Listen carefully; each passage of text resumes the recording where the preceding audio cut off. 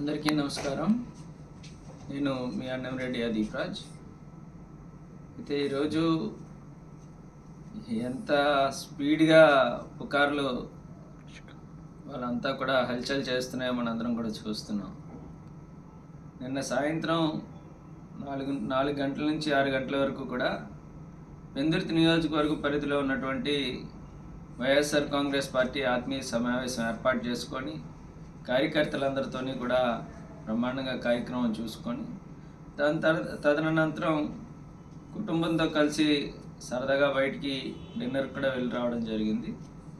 అయితే కొంచెం అనీజీగా అనిపించి గ్యాస్ట్రిక్కా లేదంటే ఫుడ్ పాయిజన్ అయిందా అనుకుంటే తెలియదు, కానీ చిన్న అనీజీగా అనిపించి తెల్లవారుజామున సుమారుగా 2:30-3 గంటలకి నేను హాస్పిటల్కి వెళ్ళడం, అప్పుడు 6 గంటలకల్లా నేను డిశ్చార్జ్ అయిపోయి బయటికి రావడం కూడా జరిగింది.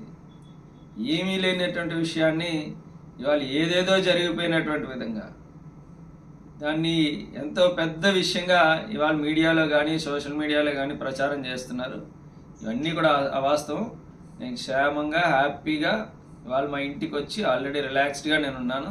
మా కుటుంబ సభ్యులందరితో కూడా బాబుని ఇప్పుడే సిల్వర్ ఓక్ స్కూల్లో కూడా బాబుని కూడా జాయిన్ చేయడం, ఇవాళే జాయిన్ చేయడం కూడా జరిగింది. అంతా హ్యాపీగా ఉంది. ఎవరు ఎటువంటి సందేహాలు, ఇటువంటి వార్తలు వీటిని కూడా నమ్మకూడదని చెప్పి మరీ కోరుకుంటూ ప్రజలందరి దీవెనలు ఆశీస్సులతో మరింతగా పార్టీని బలోపేతం చేయడానికి మళ్ళీ ఏదైతే మనం అనుకున్న స్కెడ్యూల్ ప్రకారం కార్యక్రమాలన్నీ కూడా సవ్యంగానే జరుగుతాయి. రేపు ఎల్లుండి నుంచి మళ్ళీ అందరికీ కూడా అందుబాటులో కూడా ఉంటాను.